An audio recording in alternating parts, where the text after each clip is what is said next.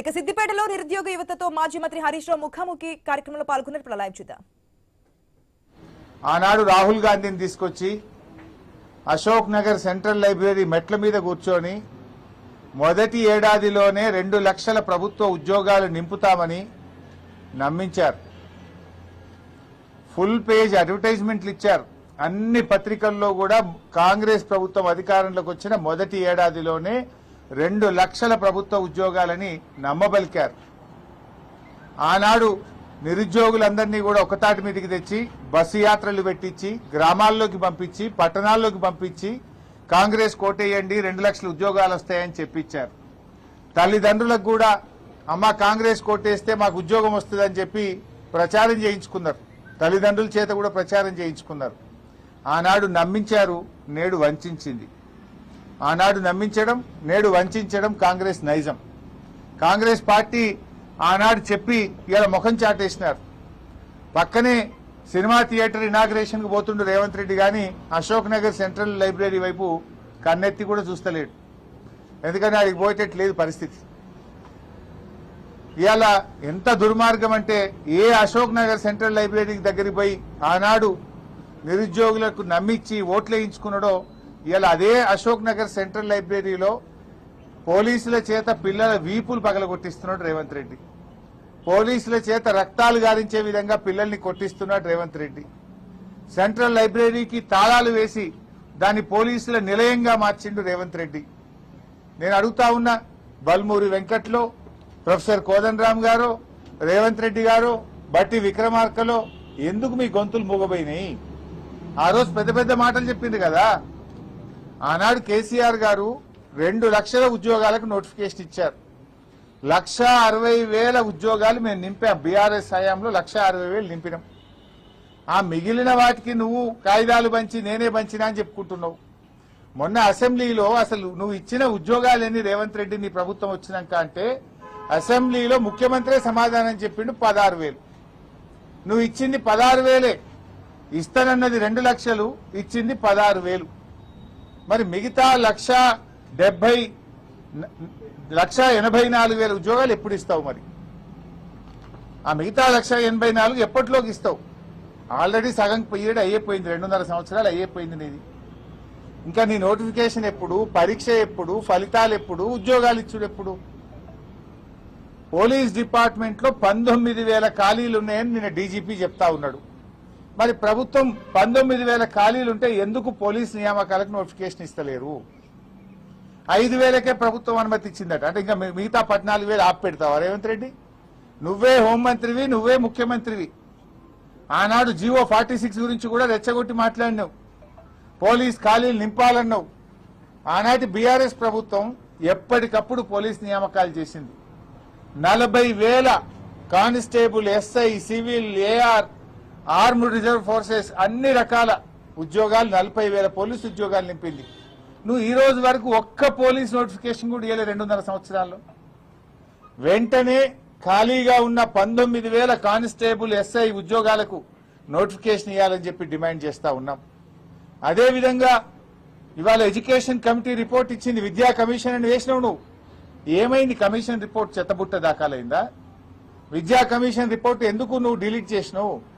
విద్యా commission report ఎందుకు బయట పెడతలేవు? ఇవాళ రాష్ట్ర వ్యాప్తంగా దాదాపు 30,000 ఉపాధ్యాయ పోస్టులు ఖాళీగా ఉన్నాయని లెక్కలు చెప్తా ఉన్నారు. మరి ఆ 30,000 ఉద్యోగాలు ఎప్పుడు నింపుతావు? మెగా డిఎస్సి అని ఊరించిన నువ్వు ఇవాళ ఇప్పటిదాకా ఎందుకు డిఎస్సి నోటిఫికేషన్ ఇస్తలేవు? మెగా డిఎస్సి కాస్త దగా డిఎస్సి అయిపోయింది. తక్షణమే రాష్ట్రంలో ఖాళీగా ఉన్న ఎస్జిటి స్కూల్ అసిస్టెంట్ పోస్టులకు మెగా డిఎస్సి విడుదల చేయాలని చెప్పి కూడా ఈరోజు మేము డిమాండ్ చేస్తా ఉన్నాం. అదేవిధంగా ఎస్సీ, ఎస్టీ, మైనారిటీ, బీసీ గురుకులాల్లో కూడా అనేక ఖాళీలు ఉన్నాయి. గురుకులాల్లో ఉన్న ఉపాధ్యాయ ఉద్యోగాలకు నియామకానికి కూడా తక్షణమే నోటిఫికేషన్ విడుదల చేయాలని చెప్పి కూడా డిమాండ్ చేస్తా ఉన్నాం. గ్రూప్ 1, గ్రూప్ 2, గ్రూప్ 3, గ్రూప్ 4 వీటిలలో కూడా అనేక ఖాళీలు ఉన్నాయి. ఆ ఖాళీలను నోటిఫై చేసి అన్ని గ్రూప్ నోటిఫికేషన్స్ కూడా వెంటనే విడుదల చేయాలని చెప్పి కూడా డిమాండ్ చేస్తా ఉన్నాం. మేమెక్కడో మాట్లాడతలేం. నిరుద్యోగుల మధ్య నిరుద్యోగులు ఆహ్వానిస్తే వాళ్ళ దగ్గరికి వచ్చి వాళ్ళ సమక్షంలో మాట్లాడుతున్నాం. నువ్వు అసెంబ్లీలో కూర్చొని పిల్లలు నోటిఫికేషన్లు వద్దంటున్నారు, మాకు జాబ్ నోటిఫికేషన్లు వద్దని ధర్నాలు చేస్తుందని డ్రామాలు బంద్ చేయి. పిల్లలే అడుగుతున్నారు నోటిఫికేషన్ కావాలని. ఆ పిల్లలు నా దృష్టికి తెస్తే పిల్లల పక్షాన నిరుద్యోగుల పక్షాన నిన్ను ప్రశ్నిస్తా ఉన్నాం. చిల్లర మాటలు కాదు కావాల్సింది, జాబ్ నోటిఫికేషన్లు కావాలి. ఏమైంది నీ జాబ్ క్యాలెండర్? అసెంబ్లీలో జాబ్ క్యాలెండర్ గా విడుదల చేసినావు, అది చిత్తు కాగితం అయిపోయింది. నీ జాబ్ క్యాలెండర్ లో ఒక్క నోటిఫికేషన్ వచ్చిందా? నీ జాబ్ క్యాలెండర్ లో చెప్పిన ప్రకారంగా ఏ డేట్ కైనా నీ జాబ్ క్యాలెండర్ విడుదల చేసిన తర్వాత ఒక్క నోటిఫికేషన్ రాలేదు. నీ జాబ్ క్యాలెండర్ జాబ్లెస్ క్యాలెండర్ అయిపోయింది, స్క్రాప్ చిత్తు కాగితం అయిపోయింది నీ జాబ్ క్యాలెండర్. నీ మాటలు బోగస్, నీ చేతలు బోగస్, అంతా బోగస్ అయిపోయింది కాంగ్రెస్ ప్రభుత్వం. నిరుద్యోగ భృతి ఒక దగ, ఆడపిల్లలకు స్కూటీలు ఒక దగ, విద్యార్థులకు ఉద్యోగులకు నోటిఫికేషన్లు జాబ్ నోటిఫికేషన్లు ఒక దగ, ఫీజు రియంబర్స్మెంట్ ఉన్న పథకాన్ని ఎత్తిపడేసినావు నువ్వు.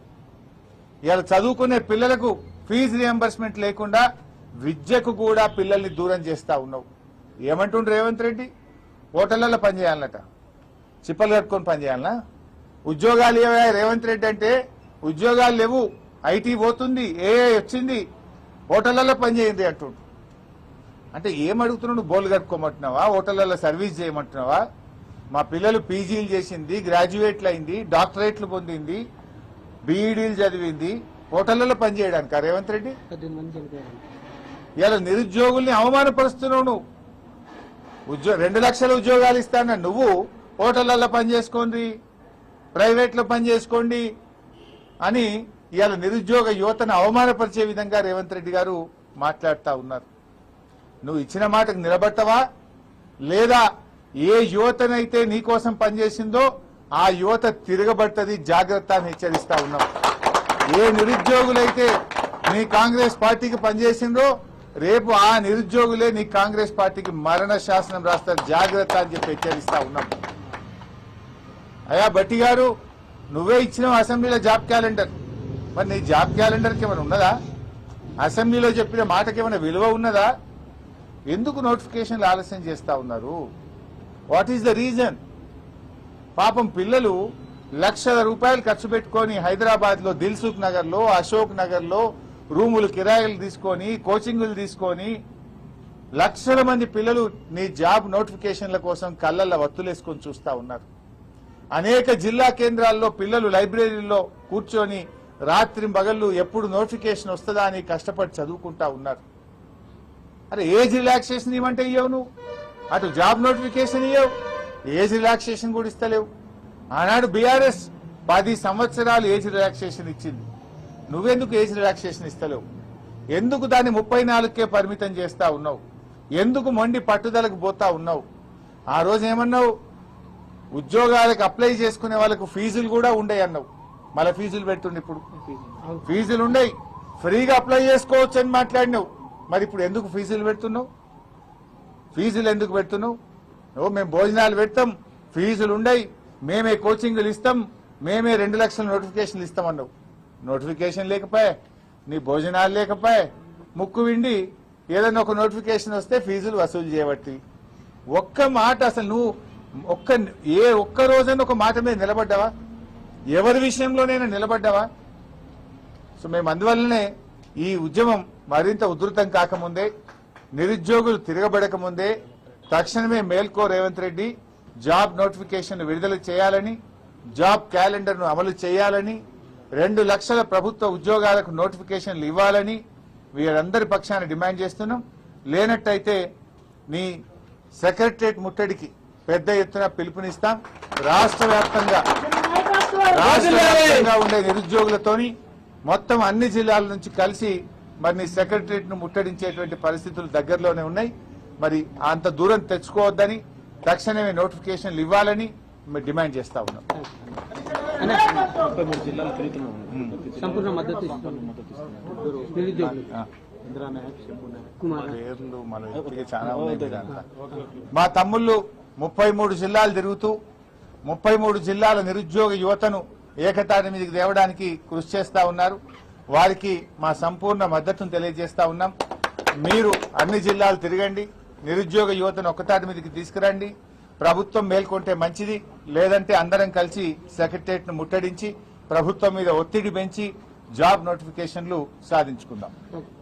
నిరుద్యోగ ఐక్యత 2 లక్షల ఉద్యోగ నోటిఫికేషన్ కాంగ్రెస్ హటావో నిరుద్యోగ బచావో కాంగ్రెస్